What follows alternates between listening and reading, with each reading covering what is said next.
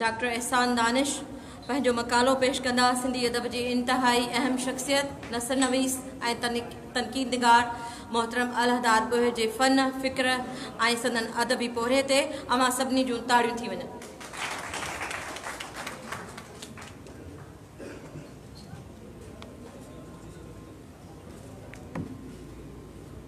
जोगीअड़ा जहान में नूरी ऐं नारी बरी जनबारी आउन जींदी हुनरी। मथे स्टेज ते हिन कॉन्फ्रेंस की सदारत कंदड़ साईं अदल सुमर साहब, सभई क़ाबिल मकाला निगार जिन जी पंहिंजी पंहिंजी हिकिड़ी हैसियत आहे ऐं मुंहिंजे साम्हूं वेठल इज़त जे लाइक़ मुंहिंजा दोस्तो हक़ मौजूद। हक़ीक़त इहा आहे त अॼोकी कॉन्फ्रेंस जंहिंमें ही 8 अदीबनि खे गॾु कयो वियो आहे, उहे 8 ई नाला अहिड़ा आहिनि अदब जा जिन ते असां अलॻि सां हिकु कॉन्फ्रेंस करे सघूं था। इहो वेठा हुआसीं त डॉक्टर ख़ादिम मंगी बि इहा ई ॻाल्हि कई। सो बहरहाल जीअं जीअं ज़ाहिर आहे हीउ पोइते थींदो वेंदो कॉन्फ्रेंस जो मामिलो, तीअं तीअं जेको आहे सो इहे चिटूं ईंदियूं रहंदियूं ऐं पहिरियां जेके दोस्त 40-45 मिंट ॻाल्हाए विया उहे उन्हनि खे फबी वेंदा। सो कोशिशि कंदासीं त थोरे वक़्त जे अंदरि हीअ सभु ॻाल्हियूं थियनि। ऐं मुंहिंजे हिन मकाले जो उनवान आहे सिंधी ॿोली ऐं अदब जो मोहसिन डॉक्टर अलहदाद ॿोहियो। सिंध जी पंहिंजी हिकु तहज़ीबी ऐं सक़ाफ़ती तारीख़ आहे। हिन धरतीअ जूं अलॻि रीतूं ऐं रवायतूं आहिनि। असां बेशक मोहन जे दड़े जे अज़ीम सभीता जा वारिस आहियूं ऐं इन में बि को शक न आहे त असांजी हिन भूमीअ कई लालनि खे जन्मियो आहे। पर कुझु सवाल आहिनि त छा असां पंहिंजी तहज़ीब ऐं सक़ाफ़त जी हिफ़ाज़त करे सघिया आहियूं, माज़ीअ जे हसीन रीतुनि ऐं रवायतुनि जा अमीन रहिया आहियूं, पंहिंजी तारीख़ जे अज़ीम किरदारनि उन्हनि अमुल मोतियुनि ऐं माणकनि जो क़दुरु कयो आहे।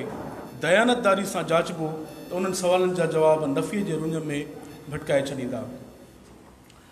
असां सिंधी क़ौम जे नाते पंहिंजनि खोड़ सारनि फ़र्ज़नि खां गाफ़िल आहियूं ऐं बेक़दरी असांजो नओं तारुफ़ पई बणिबी वञे। इन तरह जॾहिं सिंध जे आलमनि ऐं अकाबरनि, मुहक़िक़नि ऐं तारीख़दाननि, तख़लीक़कारनि ऐं नक़ादनि जो ज़िक्र निकिरंदो त बि साॻी सूरत हाल नज़र ईंदी। इहो शिकवो कंहिं हिकु फ़र्द खां न पर सॼे सिंधी समाज खां करे सघिजे थो, जंहिंजा असीं सभु ज़िम्मेदार आहियूं। भला असांजे निरड़ ते ई मुर्दापरस्तीअ जो स्टिकर छो थो चिंबड़ायो वञे? भला असां पंहिंजे दौर जे अज़ीम इंसाननि खे संदन ज़िंदगी में छो नथा सुञाणूं? छो नथा उन्हनि खे संदन ज़िंदगी में उहो मान ऐं मर्यादा ॾियूं जंहिंजा उहे हक़दार आहिनि? इन सॼी सूरत हाल में जॾहिं सिंध जे हिकु आलिम जा इहे आख़िरी लफ़्ज़ त मूं हिन क़ौम खे हथियार न पर किताब ॾिना आहिनि ऐं हिन क़ौम लाइ आउं दुआ ज़हन में गूंजनि था, त सच त अंदर ई अंदर में नदामत जो अहसासु थिए थो। इहे डॉक्टर अलहदाद ॿोहे जा आख़िरी लफ़्ज़ आहिनि जेकी हुन 16 जुलाई 1994 ते टंडे आदम में शाम जे पहर हिकु तालीमी सेमिनार में जज़्बात में अची चया हुआ ऐं संदसि आख़िरी लफ़्ज़ दुआ हुयो, जंहिंखां पोइ हुन जी दिलि बिही रही हुई ऐं हू असांखे अलविदा चई वियो हो। हुन वेंदे वेंदे बि सिंधी क़ौम खे दुआ ॾिनी ऐं उन खां अॻु में किताब। हिकु क़ौम खे हिकु आलिम इन खां सवाइ ॿियो ॾेई बि छा थो सघे? पर छा कंहिं क़ौम लाइ इहो काफ़ी बि नाहे त को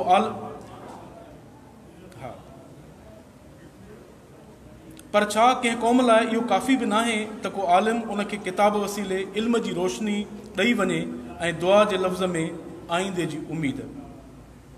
पर असां ॿोहे सां इंसाफ़ न कयो आहे। हू इल्म ऐं अदब जी दुनिया जो वॾो माण्हू हुयो। ज़िंदगी में बि हुनखे हिन समाज खां शिकायतूं हुयूं। हुन हिकु इंटरव्यू में चयो हुयो त अदीब खे बि अवाम खपे, मां अदीब न आहियां जो मूंखे पब्लिक कान्हे।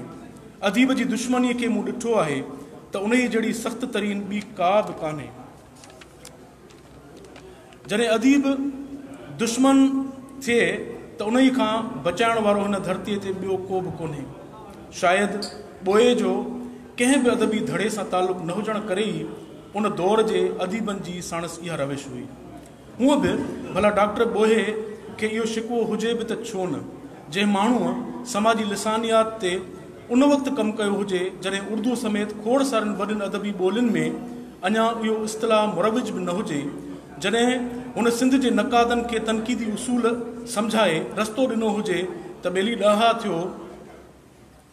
ॾाहा थियो तनक़ीद जे हिननि मञल उसूलनि ऐं मायारनि खे साम्हूं रखी तनक़ीद करियो, जॾहिं हुन तहक़ीक़ खे हिकु इल्म तौरु सम्झायो हुजे, शेर जे अभ्यास जा नवां तरीक़ा ॿुधाया हुजनि, अदब जा फ़िक्री मुहरिक सम्झाया हुजनि, ॿोली ऐं कल्चर जे मामलनि ते नई रोशनी विधी हुजे, तॾहिं बि हुन जी ॻाल्हि ॿुधी अणॿुधी कई वई हुजे ऐं खेसि ॾुखियूं ॻाल्हियूं कंदड़, सिर फिरियो, मथे खाधो लेखक, ख़ुश्क अदीब ऐं मथे जो सूर सॾींदे नज़रअंदाज़ कयो वियो हुजे त पोइ संदसि अहिड़ो शिकवो जाइज़ आहे।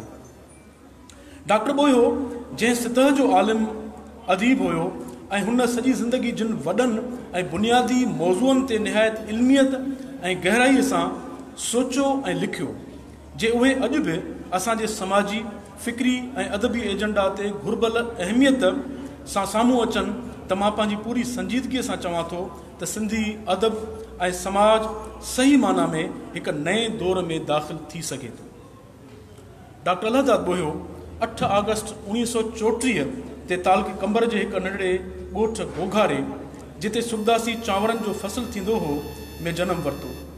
सुखदासीअ जी सुगंध जहिड़े हिन इंसान जो हुगा उन्हनि माण्हुनि ई महसूसु कयो जेकी चीकी मिटीअ जी ख़ुशबूअ जा आशिक़ हूंदा आहिनि, जिन जो रिश्तो ज़मीन सां हूंदो आहे।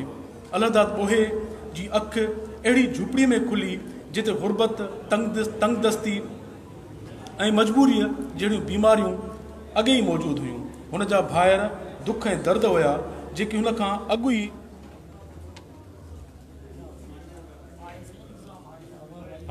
थी वञे। भले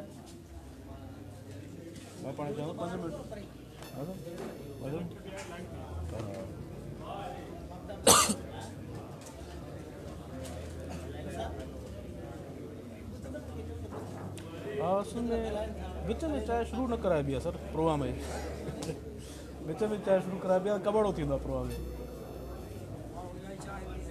हा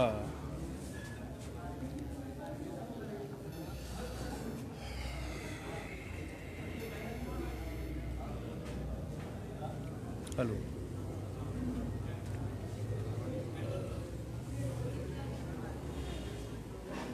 hello hello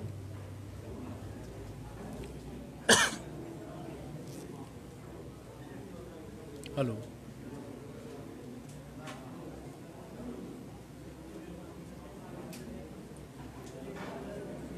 hello hello hello अलहदाद ॿोहे जी अखि अहिड़ी झूपड़ीअ में खुली जिते गुरबत, तंगदस्ती ऐं मजबूरीअ जहिड़ी बीमारियूं अॻे ई मौजूदु हुयूं। हुन जा भाइर दुख ऐं दर्द हुया जेकी हुन खां अॻु ई हुन लांडीअ में रहंदा हुया। हू पंहिंजे हिकु इंटरव्यू में पंहिंजो तारुफ़ कराईंदे ॿुधाए थो त मां हिकु हारीअ जो पुटु आहियां। मूंखे यादि न आहे त मुंहिंजी माउ कहिड़नि मुहांडनि जी औरत हुई, छो जो अञा मुंहिंजी सांभर ई कान थी हुई जो मुंहिंजी वालदा गुज़ारे वई।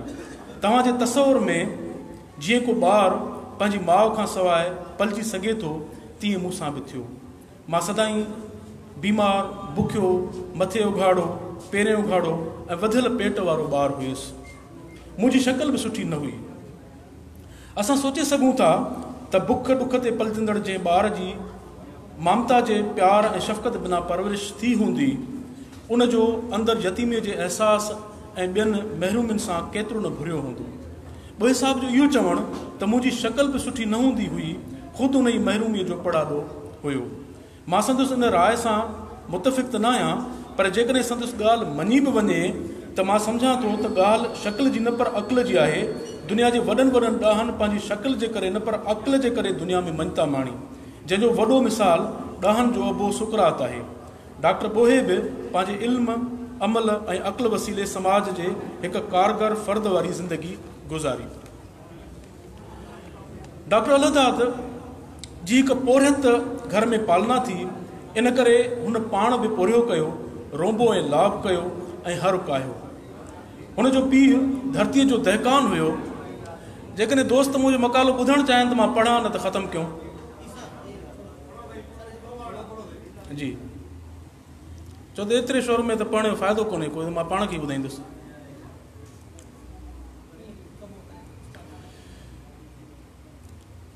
अच्छा, अलहदाद उर्फ़ दादो अञा ॿार ई हुयो जो संदसि वॾनि गोघारे खे छॾे तालके वारे जे हिकु ॻोठड़े पेचूहनि में पखा अॾिया।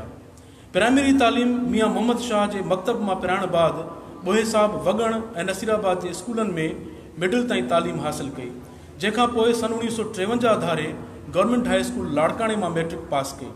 इंटर वरी सरवरी कॉलेज हाला मां कयईं। उनखां पोइ डॉक्टर ॿोहे बाक़ी समूरी तालीम निजी तौरु हासिल कई। हुनजो चाह त मुआशियात जे मज़मून में हुयो, पर हुन MA अंग्रेज़ी अदब ऐं PhD सिंधी अदब में कई। उन दौरान हुन PTC ऐं LLB जूं डिग्रियूं बि हासिल कयूं। इन दौरान हुन मास्तरीअ खां पंहिंजी अमली ज़िंदगी जो आगाज़ कयो ऐं सॼी ज़िंदगी दरसो तदरीस जे उन ई शोबे सां लाॻापियल रहियो ऐं डायरेक्टर एजुकेशन जे उहिदे ताईं रसियो। इहो सभु कुझु हुनखे अणथक महिनत ऐं क़ाबिलियत सबबु हासिल थियो। हू पंहिंजे हिकु इंटरव्यू में ॿुधाए थो त जेकॾहिं मां हारीअ जो ॿारु न हुजां हा त मूं में एॾी क़ाबिलियत न हुजे हा। डॉक्टर ॿोयो कम जे मामले में ॾाढो चीड़ियालो ऐं मच्छरू हुयो। हुन सरकारी ऑफिसुनि में रुगो फिरणी कुर्सीअ जो मज़ो न वरितो, पर अमली तौरु सिंध जी तालीम जी बहितरीअ लाइ उपाउ वरिता ऐं अवाम में जागरता पैदा कई।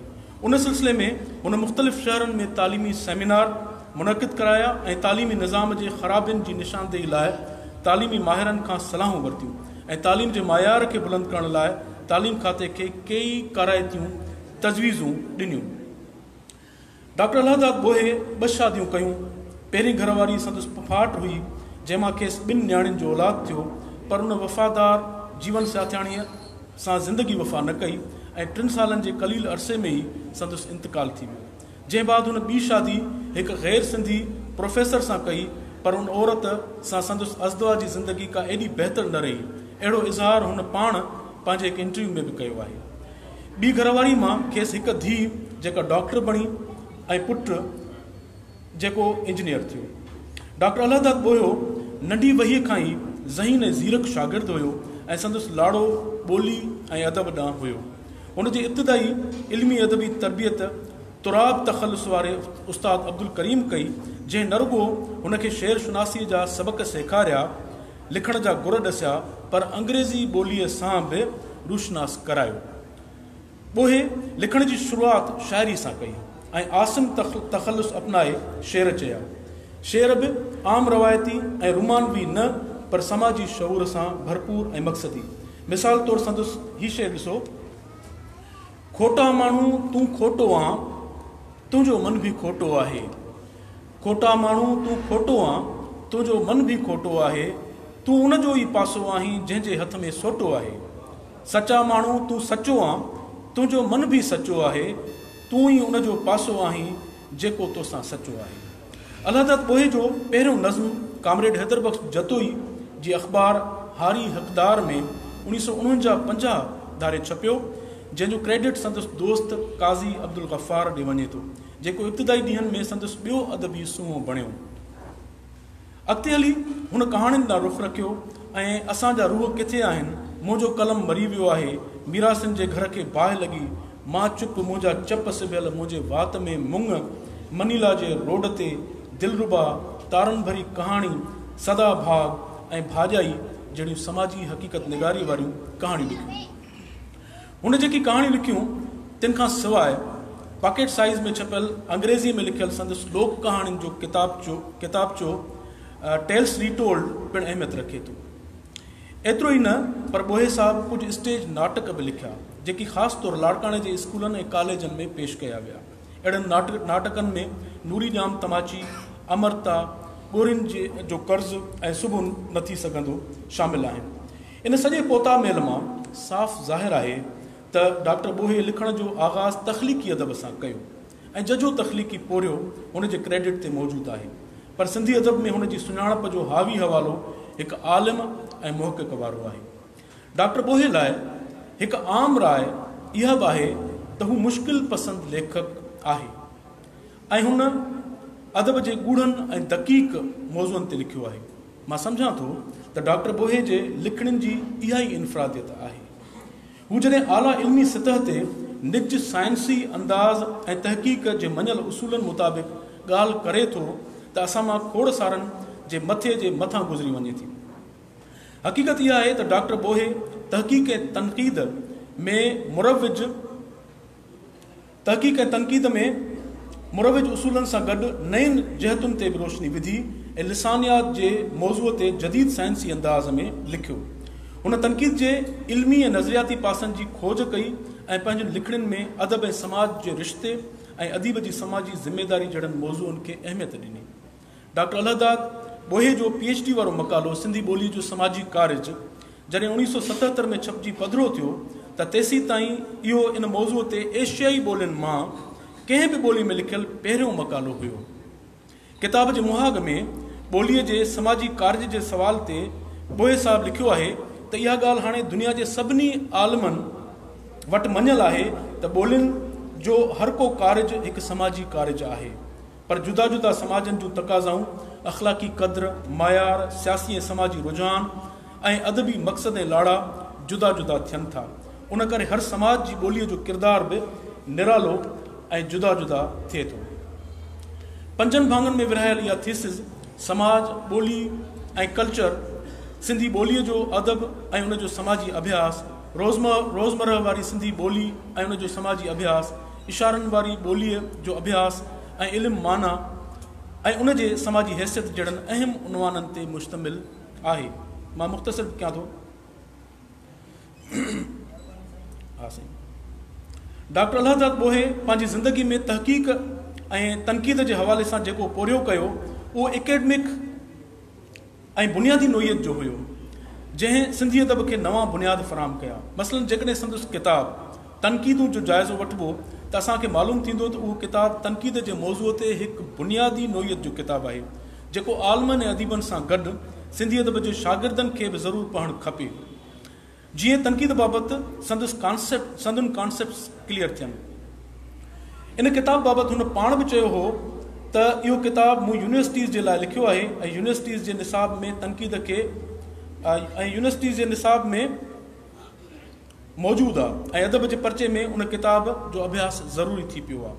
आमतौर सिंधी अदब में तनक़ीद खे बिदअत सम्झो वेंदो आहे ऐं नक़ाद खे तख़लीक़कार जो दुश्मन। उन जा केतिरा ई कारण आहिनि।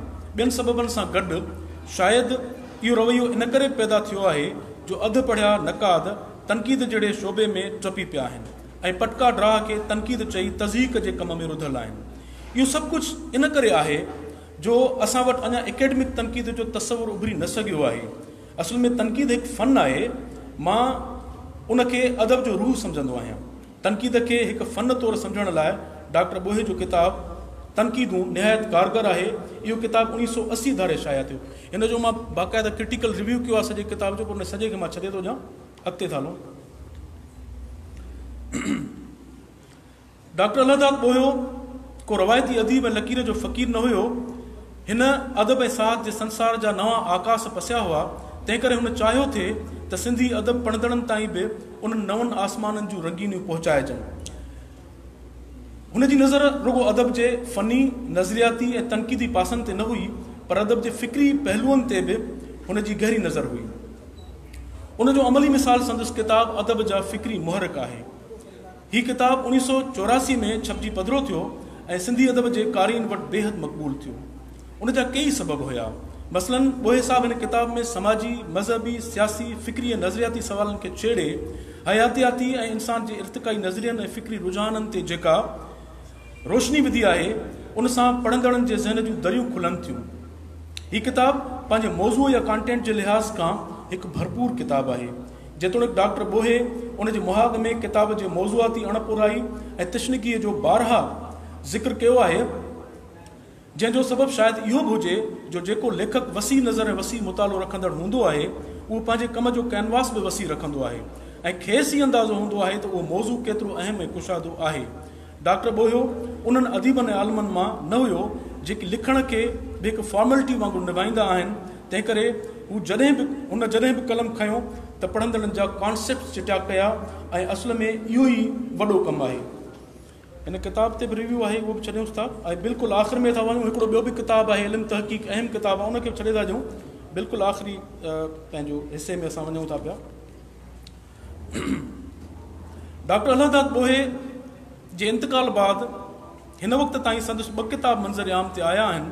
पहिरियों ॿोहे जूं तहरीरियूं 1 1994 में इहो छपियो, जंहिंखे नाज़ सनाई तरतीब ॾिनो, ऐं ॿियो सिंधी ॿोलीअ बाबति मज़मून मकाला जुल्द 3 इहो 2008 में छपियो, जंहिंखे आज़ाद अनवर कांधड़े तरतीब ॾिनो। पहिरें किताब में ॿोहे साहिब जा 2 मज़मून, हलो त मोटी ॻोठ हलूं ऐं कैंप में 2-3 ॾींहं खां अलावा मुख़्तलिफ़ अदबी रिसालनि खे ॾिनल संदसि 5 इंटरव्यू ऐं इनकलाबियात जूं तक़ाज़ाऊं जे उनवान सां नजम अब्बासी सां गॾु मुज़ाकिरो ऐं 5 किताबनि ते लिखियल संदसि मुहाग तोड़े संदसि 2 तक़रीरूं शामिल आहिनि। डॉक्टर ॿोहे जी ज़िंदगी ऐं कम खे सम्झण लाइ हीअ किताब बुनियादी रहनुमाई करे थो। ख़ासि तौरु हुन में शामिल इंटरव्यू ॾाढा अहम आहिनि। जॾहिं त संदसि ॿियो किताब सिंधी ॿोलीअ बाबति मज़मून ऐं मकाला जुल्द 3 ख़ालिस इल्मी ऐं तहक़ीक़ी किताब आहे, जंहिंमें 2 मकालनि ऐं मज़मूननि सां गॾु हिकु मज़मून सिंधी ॿोलीअ जो समाजी किरदारु बि शामिल आहे। असल में इहो ई मज़मून हुयो जेको संदसि PhD थीसिस लिखण जो सबबु बणियो। हिन किताब में उन मज़मून खां अलावा ॿोली, कल्चर ऐं लिसानियात जे जदीद नज़रियनि जे हवाले सां ॿिया बि 7 पुरमग़ज़ मकाला शामिल आहिनि। डॉक्टर अलहदाद ॿोहे सॼी ॼमार इल्मी अदबी ऐं तहक़ीक़ी पोरियो कंदे ऐं तालीम जे शोबे में ख़िदमतूं अंजाम ॾींदे गुज़ारी। हुनजो इल्मी अदबी तहक़ीक़ी ऐं तनक़ीदी कमु ॾिसंदे महसूसु थिए थो त हुनजो कलम कॾहिं बि कीन थकियो ऐं हुन मुश्किल खां मुश्किल कम खे बि हथ में खणी तकमील ते पहुचायो। हिन वक़्त ताईं हुनजो जेको तख़लीक़ी तहक़ीक़ी ऐं तारीख़ी कमु साम्हूं आयो आहे, उनखां अलावा बि कुझु टिड़ियल पखड़ियल मवाद आहे जंहिंखे सहेड़ण जी ज़रूरत आहे। ख़ासि तौरु हुन जा कुझु मज़मून मकाला जिन में सिंधी अदबी तारीख़ लिखण जा उसूल, सिंधी अदब जी तारीख़ ऐं उन जा मसइला, तारीख़ी वाक़ियत जो नज़रियो, नओं रवैयो, तनवीर अब्बासी ऐं वर्ड्सवर्थ, दड़ो दड़ाई ऐं दड़ाइब वग़ैरह अहम आहिनि, जिनखे सहेड़े किताबी शक्ल में आणण जी घुर्ज आहे। इन खां अलावा संदसि तक़रीरूं ऐं सदारती ख़ुतबा पिणु निहायत कारगर आहिनि, जिनखे पिणु ट्रांसक्राइब कराए छपाइण जी ज़रूरत आहे। डॉक्टर अलहदाद ॿोयो वसी दिमाग़ जो धणी, जजी बसीरत रखंदड़ ऐं मुस्तक़बिल माण्हू हो। हुन सॼी ज़िंदगी पढ़ियो, परूड़ियो, पाढ़ियो ऐं पोइ उन जी पूरी सचेताई ऐं रोशन ख़याली सां प्रचार बि कई। हुन उमिरि भर इल्म ऐं अमल जी रोशनी सां सिंधी माण्हुनि जी सोच ऐं सीननि में सुजागी ऐं जागरता जी जोत जलाइण लाइ पाण पतोड़ियो।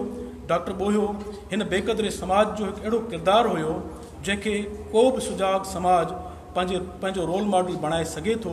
हुन जी 60 साला मुतहरिक ज़िंदगी क़ाबिले क़दर, क़ाबिले रश्क ऐं बेमिसाल हुई।